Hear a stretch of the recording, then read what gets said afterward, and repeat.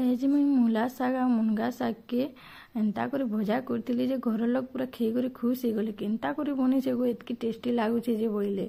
आपण माने भी एंता टेस्टी बनावा के चाहूचो नहले वीडियो के लास्ट तक देखबो। छोट छोट करी मुनगा शाग के आ मूला शाग के काटी देली आ धुई कर कुकर रे दे देली एक सीटी देवी आटा मूला आलू बैगन आ टमाटर तिला छोट छोट कर काटी देथिली एटा कढ़ई गरम हैला के तेल टिके दे देली आरु बैगन के टिके फ्राई कर देबी नहले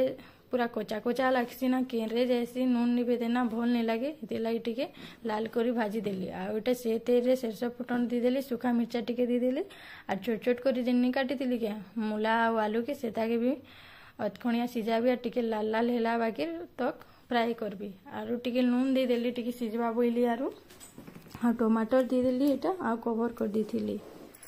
आ एटा सरसों बाटी थी मुई सरसों धनिया और लहसुन टिके सेटा के भी दे देली आ 2-4 मिनट लगे कवर कर दी थी एटा सीझी गला ना शाग बोले शाग के दे देली इने आर भल से मिक्स कर दउछे देखो एंता करी बनाबो बहुत भल लागसी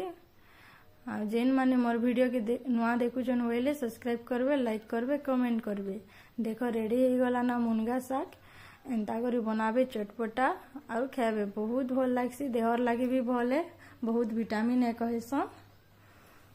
थैंक यू।